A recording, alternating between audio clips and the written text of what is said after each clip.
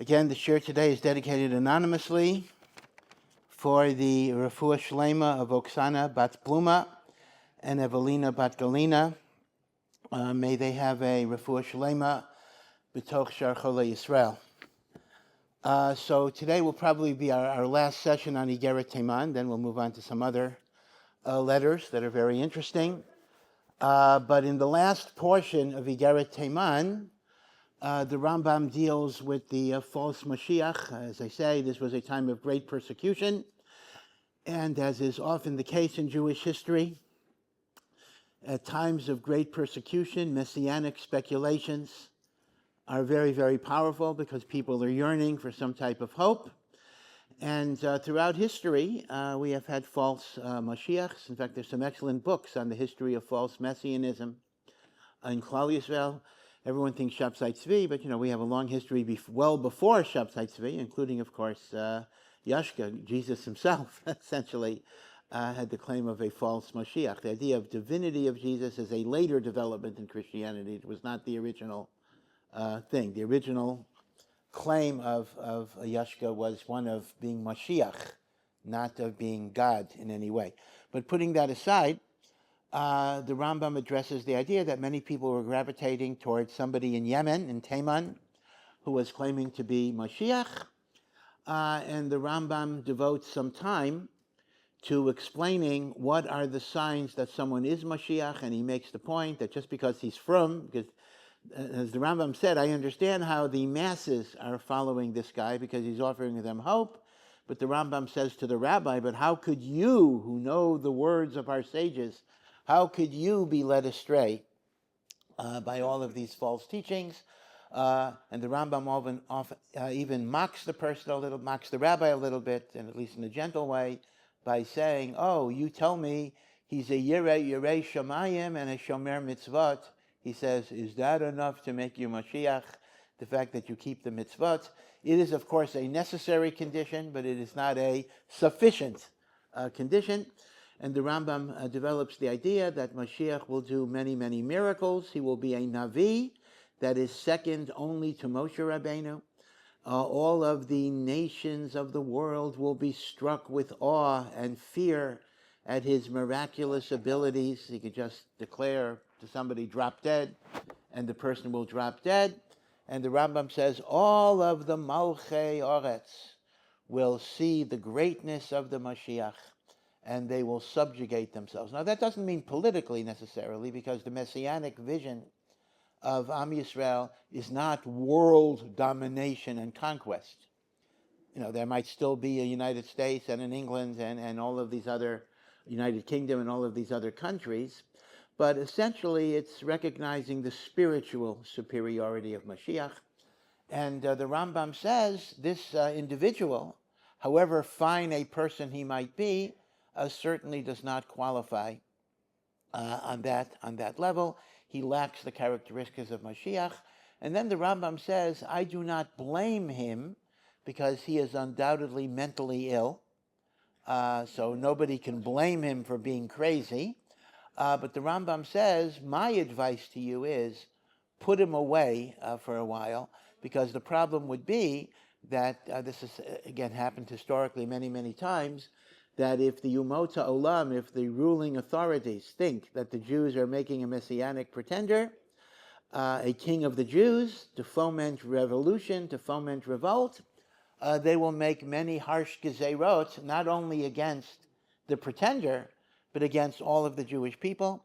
So the Rambam says, I'm recommending something that's good for you and good for him. Put him away, keep him out of commission for a while, until you can be mefarsem, until you could explain to the government that this is a crazy guy and we don't endorse anything he says, and then you can let him go, because there are many meshuganas in the world, and it's not going to create such a tumult. Now, the Rambam then has something, it's very, very interesting, because apparently there are two nuschaot of the letter at this point, even in the Arabic original. The Rambam goes through several examples in the recent past, meaning within the 100 years before the Rambam, quite amazing, of a bunch of Messianic pretenders, somebody in France and somebody in Spain and somebody in Morocco. And the Rambam actually goes through the different stories, and the Rambam says, oh, my own father warned people not to follow an earlier false Mashiach. So it's interesting, there are two nuschaot here. In the nusach that we have, which is the more accepted nusach, the Rambam alludes to these stories in a very, very abbreviated way. Just alludes to these false Mashiachs, and he said they were very, very injurious to the welfare of the Jewish people. In the alternative Girsa, the stories are given in great, great, great detail, with dates and names. So, for example, in my edition of Igrot HaRambam, the alternative Girsa is given as a very, very long, several-page footnotes as an alternative Girsa, even though it's not in the primary text. And there's a big, big machlokas among historians, which is the authentic nusach. Most historians favor the shorter nusach. They say the Rambam was not an elaborate storyteller. The Rambam was not so interested in details of deviance. You know, he said false Mashiachs are bad. He didn't have to go into names and dates and specifics. So as a result, many assume that these were later interpolations that somebody added to the manuscript, and they were not part of the Rambam's own text. Others actually take the position that the Rambam departed from his customary brevity because he needed to emphasize the point about a false Mashiach so strongly that he actually went into the types of details that he normally was not that interested in. But he mentions 4 different instances of false Mashiachs in different countries. I say France, Spain, Morocco. I think there were 2 in Spain, 2 that were in Spain. And it's interesting that at least one of those cases, this is very odd, he refers to the person who was not a false Mashiach, but he was a prophet about a false Mashiach. He refers to him in very, very respectful ways. He calls him a tzaddik, a chassid, sichrono livracha, even though he says his father warns people not to listen to him. It's a little funny, essentially, because at least one of these, not the false Mashiach per se, but the prophet, the Rambam seems to have had a great deal of respect for, even though he said we should not follow what he is teaching. Yeah. I think I understood from what you said before that if he would kill somebody by saying a word or whatever, then we would maybe think that he is a Mashiach. I thought that we're not even supposed to judge a Navi, say that the Navi is a Navi because he's doing miracles. Yeah, I will address that. I will come to that in a few minutes. Yeah, thank you. Yeah, let me just adjust my tape here 1 second. Yeah, I'm sorry, yeah.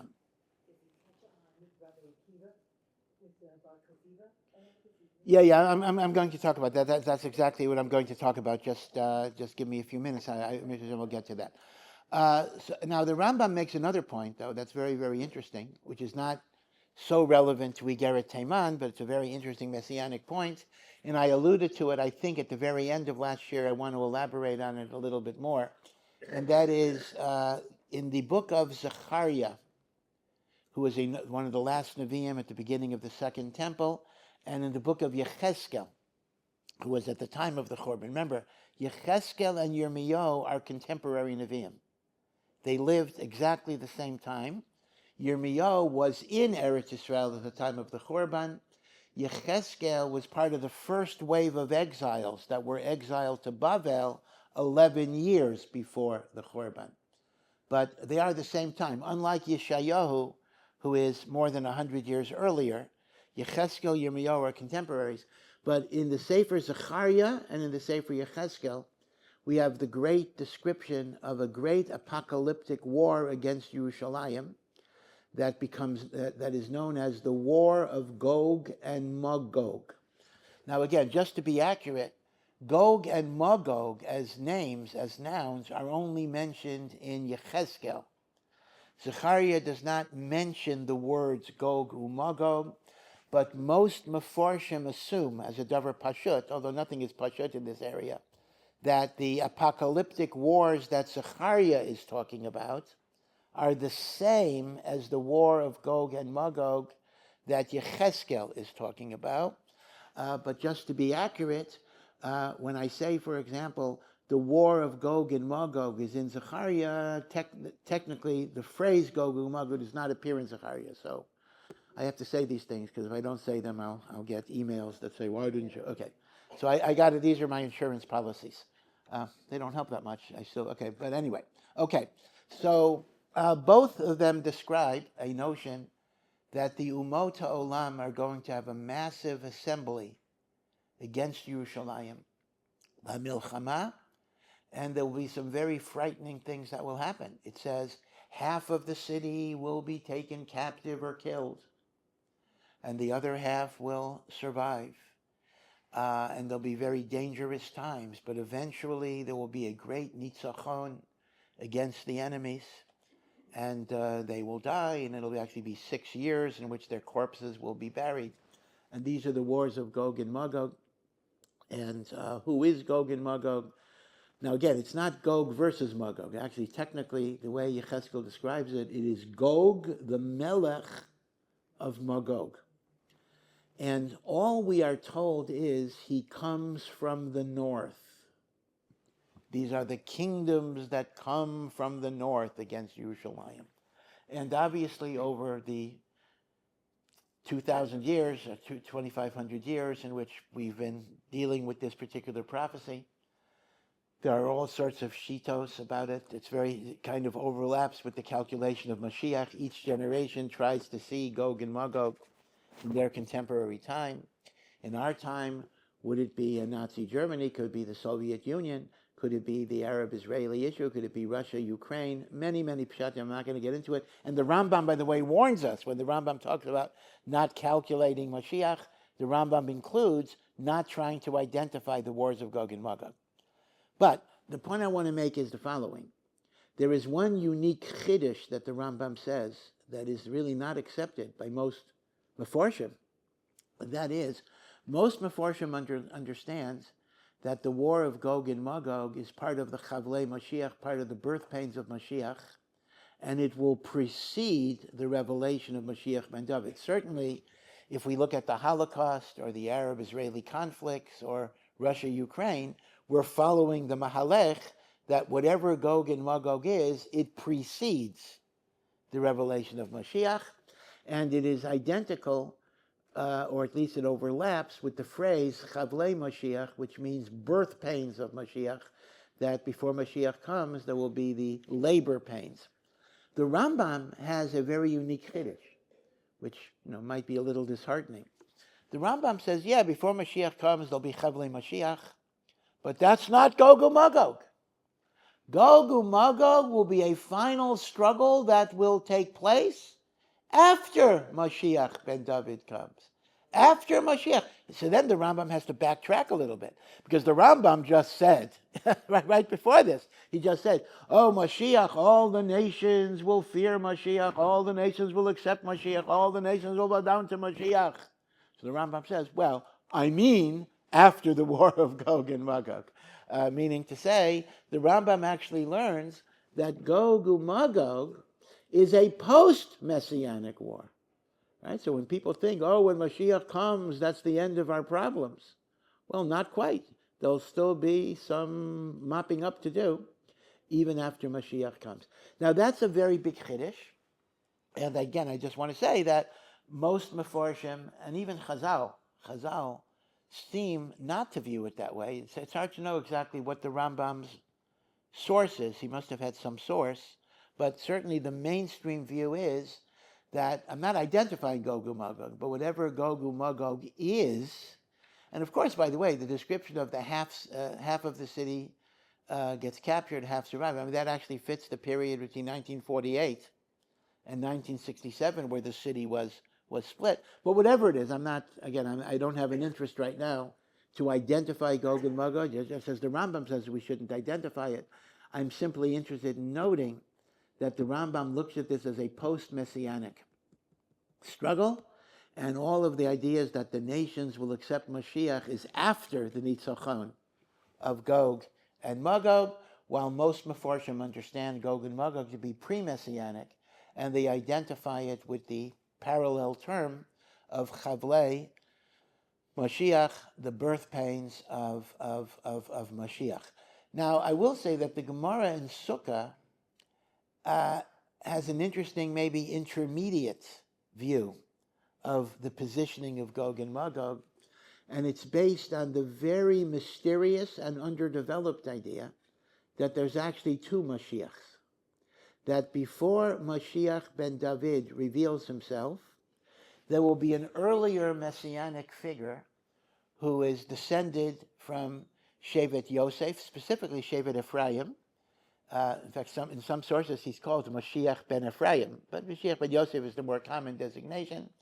And Mashiach ben Yosef will reveal himself. Again, this is based on a nevuah in Yechezkel that talks about the reunification of Yosef and Yehuda as the leaders of OUisrael. Mashiach ben Yosef comes from Yosef. Mashiach ben David comes from Yehuda. And it is said Mashiach ben Yosef will be killed in the wars of Gog and Magog. So we'll have a great nitzachon, but coupled with a great tragedy. In the book of Zechariah, not Yechezkel, it talks about that in the aftermath of the war that is typically identified as Gog and Magog, although those words are not used, it says, V'safta haaretz. There will be a great, great, great eulogy. The women will cry, and the men will cry, and the children will cry. And it seems to be describing a eulogy amongst the Jewish people. And the Gemara in Sukkah discusses, why will there be such a eulogy? What is being described here? After all, the war of Gog and Magog is a nitzachon. So the Gemara gives two answers. But both answers are very fascinating. Answer number one is, this is the hesped for the death of Mashiach ben Yosef, who will be killed in the war of Gog and Magog. The Gemara gives a second answer, which is maybe even more fascinating. The second answer is, this will be a hesped over the death of the Yetzer Hara. Now you might wonder, why should the Yetzer Hara get such an honorable funeral? But we say when Mashiach comes, the Yetzer Hara gets killed. But we're going to cry over that, because we no longer have to struggle. Meaning, the interesting point is that the mitzvot that you do without a Yetzer Hara are not as valuable and treasured as the mitzvot you do when you have a Yetzer Hara. That is Chazal's teaching, Lefum Tzara Agra, according to the suffering, is the reward. Quite amazing. So when we finally lose the Yetzer Hara, which is such a blessing in a way, that we don't get pulled, at least to the same degree, we're going to miss it a little bit. He says, I miss the struggle. It's like sometimes, you even see a person struggle to build up a business. And then it gets easy. Usually it doesn't, but theoretically it might get easy and just living off the income coming in. But a person might say, I miss the days when we struggled. We had to balance the books over the kitchen table, after supper, and the kids were doing homework on one side and we were balancing the books and paying the bills. Now, at the time you went through those experiences, maybe they weren't that pleasant. But in retrospect, you look back and you say, those were the good years. So in a sense, right? So in a way, God never wins, right? He gives us the Yetzer Hara, we complain about it. He takes away the Yetzer Hara, we complain about it. But the thing is, so the Gemara gives two pshatim. The hesped is either the death of Mashiach ben Yosef, or the hesped is the death of the Yetzer Hara. By the way, as a little aside, the Gemara uses this pasuk as the whole origin of the halacha of mechitza. Remember, the Mishnah in Sukkah, the fifth parak of Sukkah, describes the great, great, great celebration during Sukkos called the Simchas Beis hashoeva, right? That on Sukkot, unlike the rest of the year when the only libation that was poured on the Mizbeach was wine, on Sukkot, in addition to pouring the wine, they would also pour water, and every morning at the crack of dawn, they would draw the water from the shiluach, right, the shiluach, and pour it on the Mizbeach. And then after these services of the whole day, starting at night really, they would have great, great, great celebrations that were called Simchas Beis Hashoeva, the joy of the drawing of the water. And Chazal say, Mi shelo ra Simchas Beis Hashoeva, lo ra Simcha miyamav. Anyone that did not see the Simchas Beis Hashoeva did not see joy in his life, because it literally was all night. In fact, Rabbi Yoshua, one of the great Tanoim, says, when we were young, maybe the older people probably did go to sleep, we literally did not really sleep for 7 days, because we celebrated the entire night, and then in the morning it's time for all of the services in the Beis HaMikdash, and by the time that finished, it was time for celebration again. We slept standing up, or whatever it would be. Now, the Talmud mentions that at the Simchas Beis HaShoeva, the men and the women were separated. This is why there's an area of the Beis HaMikdash that is called the Ezrat Nashim. But you have to understand, it doesn't really mean it was a woman's section. Actually, men were there on the ground level, but in the room or the chamber that's called the Ezrat Nashim, there was a balcony. Right? So the whole room was called Ezrat Nashim, but really the part that were for Nashim was a balcony. The women were Lamala, the men were Lamata, in order that there shouldn't be what is called Kalus Reish, mixing of frivolity and the like. Now, it's interesting, there is nothing in the Talmud about requiring a mechitza in davening. The only mention of mechitza is, Ezras Nashim, is that in the women's section during the Sukkot celebration, they had separation. And the source of that is Navi Zechariah and a Kal V'chomer. And that is, if even at a funeral where people are somber and serious and unlikely to engage in frivolous behavior, there is a requirement of separation, Kal V'chomer, how much more so at a time of great, great celebration where people are more lebedik, etc., there ought to be a celebration. So the only kesher the Gemara makes is it makes the kesher between the eulogy. Oh yes, and how do you know that was separated? I didn't give you the derivation, because the pasuk says the women in a separate group and the men in a separate group, implying that they were not bi'ir buvia, and then it makes a kal v'chomer. Now, so the only kal v'chomer that the Gemara makes is from the funeral to the Beis HaMikdash. It does not make the jump to a Beit Knesset. And in fact, it's a little bit of a mystery. On one hand, the notion of a separate women's section in the Beit Knesset is a very, very old minhag. In the oldest shuls you can find it, and the shuls that didn't have an Ezrat Nashim, it's just assumed women didn't go, although I'm not sure if you could prove that necessarily.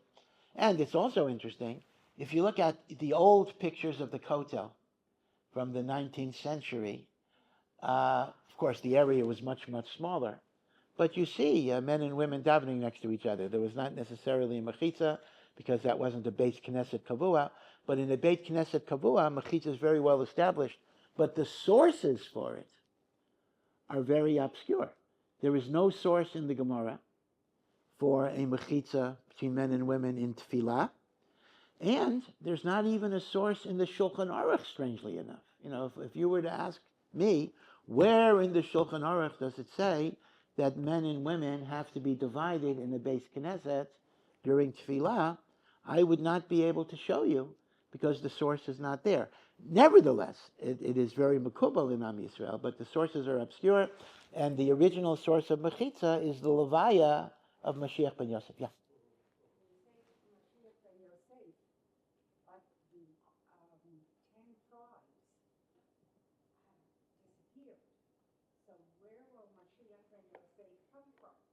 In other words, we can't identify members of those tribes. Yeah. Well, again, number one, even though the kingdom of the 10 tribes disappeared, there were members of all of the tribes that were Nisarev in Am Yisrael. So there can theoretically be identified people. Yeah, well, the truth is, none of us know our tribe. I mean, most of us do not know our tribes unless you're a Kohen or a Levi. But I don't know. I mean, Eliyahu Hanavi has a role in Mashiach ben David. Perhaps he also has a role in Mashiach ben Yosef. I don't know. Now, I do want to point out one thing. So, according to the Talmud, Gog and Magog is before Mashiach ben David, but after the revelation of Mashiach ben Yosef. So, in a sense, we have three different opinions here. One is Gog and Magog is part of the general Chavlei Mashiach, and it precedes all Messianic revelation. According to the Rambam, it is a post-Mashiach ben David struggle. According to the Gemara in Sukkah, it is pre-Mashiach ben David, post-Mashiach ben Yosef. Now, I want to point out that apparently the Rambam does not accept either premise of the Gemara in Sukkah, although he doesn't address the Gemara in Sukkah. It's very, very notable that when the Rambam describes Mashiach, both in Igeres Teman and in the last two prakim of the Mishnah Torah, the Rambam does not mention at all Mashiach ben Yosef. The Mashiach ben Yosef is literally not mentioned by the Rambam anywhere. The safe assumption is that he did not necessarily consider this to be a fundamental principle of Judaism, and maybe yes, maybe not. I mean, who knows? Mashiach ben David, the Rambam says, is Ikrei Amunah. It is the 12th fundamental principle of faith. Ani ma'amin b'emunah shleima b'vias haMashiach. But Mashiach ben Yosef, apparently the Rambam did not consider a necessary part of the Messianic process, just as the Rambam nowhere mentions the notion of 6,000 years. Right? Everybody knows that Mashiach has to come by the year 6,000. And Baruch Hashem, we're already 5,785, so we're close. And the analogy would be, just as there were 6 days of creation followed by Shabbos, so too there will be 6 millennia of Chol, followed by Yemot HaMashiach, that is Yom Shekulo Shabbos. And based on that idea, we are late Friday afternoon, and you could be Makabel Shabbos early, so Mashiach could come. And this is a well-known teaching that everybody knows, right? Everybody's heard this. And of course, let me add, if you put in a speculation of Rav Schwab, Zichrono Livracha, that he recanted, but I don't think he really recanted. He recanted because he got a lot of flack. Rav Schwab had a very famous argument. If you remember, I'm digressing a little bit, one of the most difficult problems in Jewish chronology is what is called the missing 163, I don't remember, it's a little over 160 years. What's the problem? Because we believe that the first temple was destroyed, and 70 years later, the second Beis HaMikdash was rebuilt, and that's 420 years later it was destroyed. So from Chorban Bayis Rishon to Chorban Bayis Sheni is 490 years. And this is actually based on an interpretation in Sefer Daniel that talks about 70 weeks will pass. A week means 7 years. 70 weeks is 490. Now, there's a huge problem, forgive the digression, trying to match that with secular history based on Herodotus for the following reason.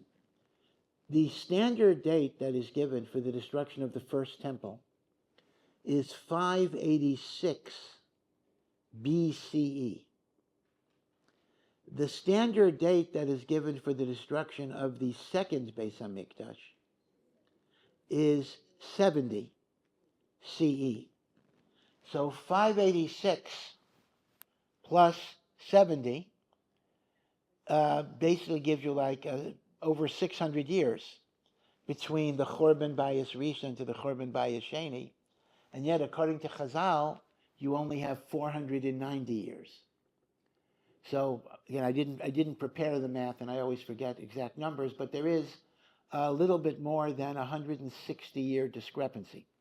How you answer this, Rabbi Beryl Wein writes in his book on Jewish history. He alludes to the question, and he says he's not going to answer it. Books have been written to try to reconcile this. Some say Chazal are wrong. Some say secular history is wrong.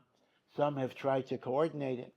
Rav Shimon Schwab, many years ago, had a very daring thesis that he later withdrew, but it's still in the books, and that is he basically said Chazal deliberately concealed 160 years of Jewish chronology for various reasons, and therefore this year is not really 5785. This year is 160 years further, whatever that's going to be. Again, he later withdrew it because obviously people criticized him because if whatever reason Chazal concealed a certain number of years, you have a problem about Shemitah observance. I mean, that throws off a lot of different things. Okay. Be it as it may, Rav Schwab says we're much closer to Mashiach than we think. But the point I want to make is, kishem that the Rambam does not bring Mashiach ben Yoseph. The Rambam does not bring anywhere that the 6,000 years is an endpoint. He considers that to be a chishuv haketz, an attempt to calculate the end of days, and he says we have no idea when that would be. Which means, according to the Rambam, it might be 10,000 years from now. We hope every day, but according to the Rambam, it's not a double cut. Which means, basically, this is consistent with the Rambam's point that he never wants us to be too specific about the details of Messianic revelation. He warns us not to calculate dates. He does not bring in Mashiach ben Yosef. He does not bring in the 6,000 years. He considers those to be individual opinions.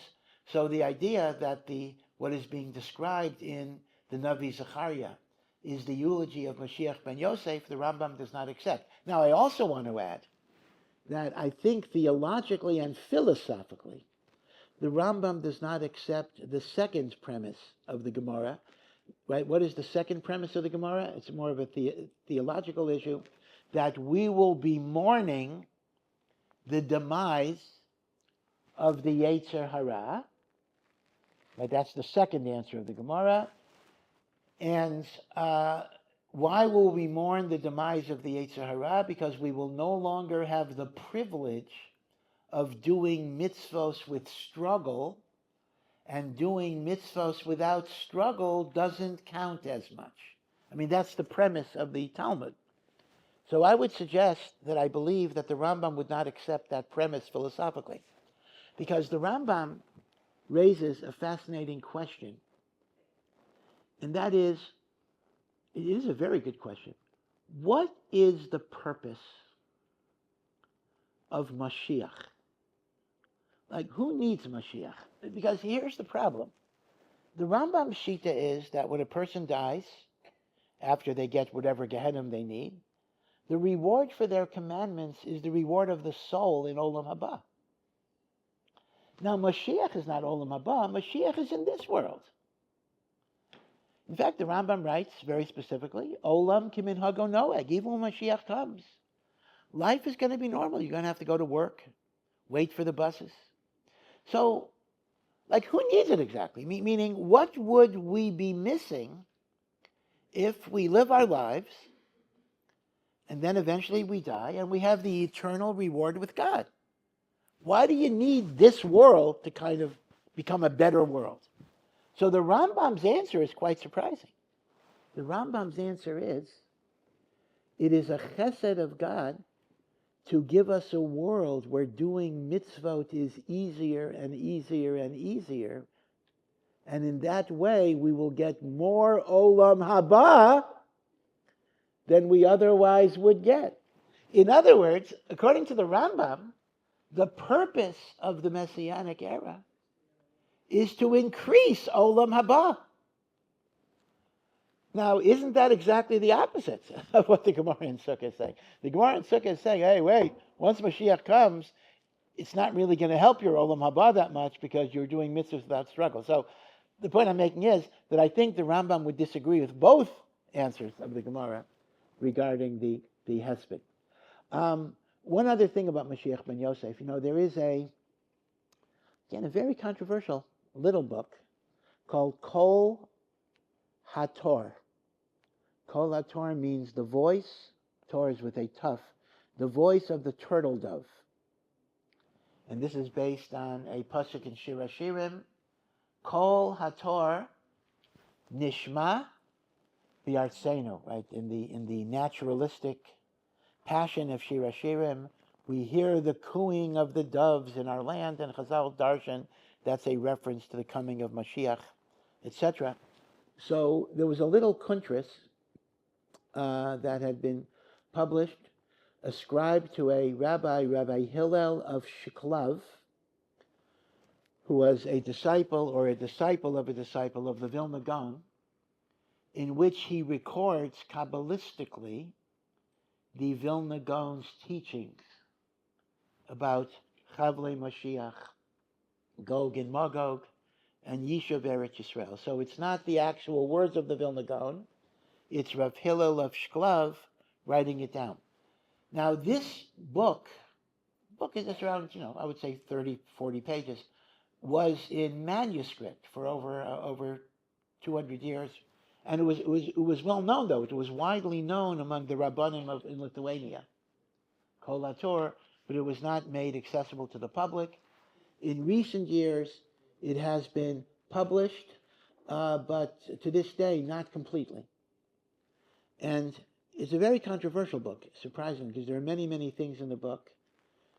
Number one, it's hard to read. It's Kabbalistic, but its bottom line is very practical. And it is controversial. Number one, the Vilna Gaon talks about the idea of the physical and material rebuilding of Eretz Yisrael must be part of the Messianic process. Now, he doesn't necessarily talk about statehood. He does not talk about statehood explicitly, but he does say one has to understand that the Mashiach comes into the world by the yearning that the Jewish people have for Eretz Yisrael. And the yearning for Eretz Yisrael includes not only the yeshivos and the kololim and the batei kinesiot, but it includes the factories, the fields, the businesses, the physical building of the infrastructure of the lands is part of what brings Mashiach. Meaning one does not say, as some might say, we'll wait for Mashiach to come and then we'll come. Rather, you bring Mashiach by your physical building of the land. And in fact, it's well known that many of the first shechunot outside of the old city, whether it's Nachalat Shiva, Mea Sharim, by the way, Mea Sharim used to be called the Paris of the Middle East. It's hard to understand. I'm telling you the truth. At one point, it was kind of like a luxury place. But whatever it would be, Yamin Moshe, those early neighborhoods outside of the old city walls were built by Talmidim of the Vilna Gaon who came to Eretz Yisrael. They were part of what was called the Yishuv HaYashan, the pre-Zionists. And they were very, very makbid that these great Talmidei Chachamim did the physical work. They laid the bricks, they put in the heating systems, whatever it would be, because they felt that this was holy work, this was kadosh work, and it shouldn't be given to Arabs or whatever it would be. We want to lay down the bricks, we want to dig the ditches, and this is very consistent with the Kol Hator. Now, the second point that's made in Kol Hator is a very interesting observation about Mashiach ben Yosef. The Vilna Gaon says that the Messianic revelations can take different directions. There are different tracks that are taken. And the notion of a Mashiach ben Yosef getting killed is only one specific scenario that plays out if we're not Zocha. But there's an alternative scenario, he says, in which Mashiach ben Yosef is not even seen as a person, but it's seen as a movement.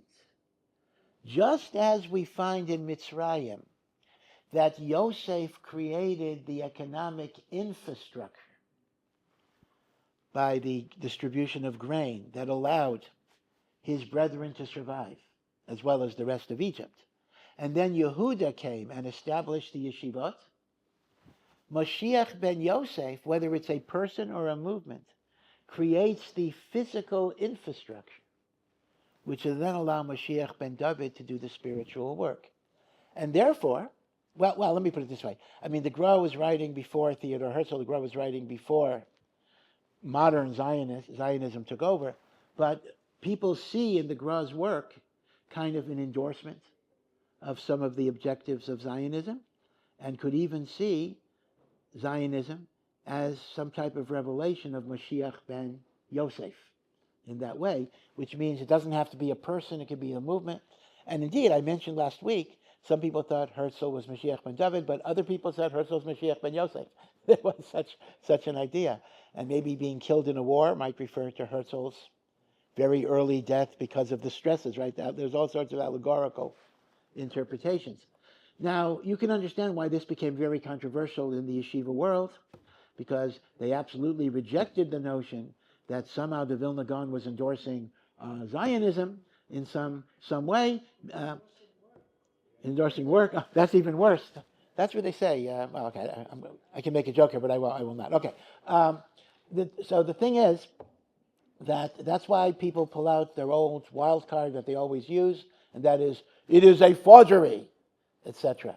Meaning it was forged by the Maskilim in the 19th century, and that's why we didn't see it until then.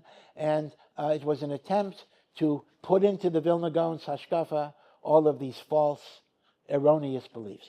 But Rav Chaim Friedlander, Zichrono Livracha, who was, rest assured, very, very, very Haredi, the Mashgiach of Panovich, the Talmud Muvak of Rav Dessler, carefully examined the manuscripts of Kol Hator. And however you interpret the book, that's always a question, he said it is unquestionably authentic. So whatever it says is an authentic teaching. He rejected the notion that it's a forgery. Now, there's something else in Kol Hator, which has nothing to do with the overall thesis, which is also very controversial. The Vilna Gaon talked about the importance of knowing secular wisdoms. And he says, for every measure of secular wisdom that you don't know, you are 10 times more deficient in your knowledge of the Torah. A person who wants to know the Torah must be conversant, in particular, with sciences, mathematics, and the like, because one cannot be a true Talmid Chacham without mastery of these Chachmot. As you would assume, that too has drawn a lot of controversy, and it is said that certainly the Vilna Gaon didn't say that. On the other hand, the case is very weak to say that he didn't say that, because we know from other sources that the Gra was very, very conversant in these secular wisdoms. And in fact, we know this, he commissioned one of his Talmidim to translate the geometry of Euclid into Hebrew. And we have that translation.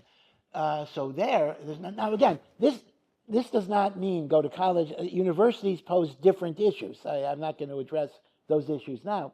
But the notion of knowing Chochmot is a very, very important thing. Yeah.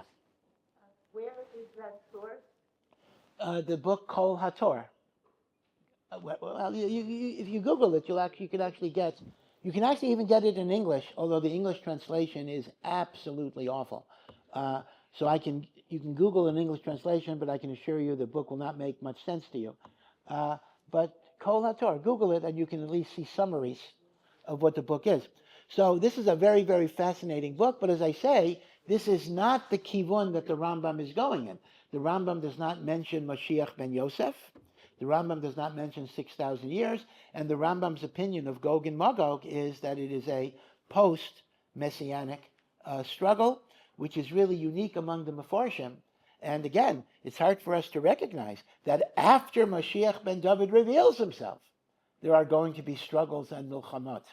Now again, who knows? I mean, other commentaries do not go with that mahalech. So I can't tell you what the halacha is. We're going to have to wait and see. B'ezrat Hashem, hopefully the wait will be very, very short.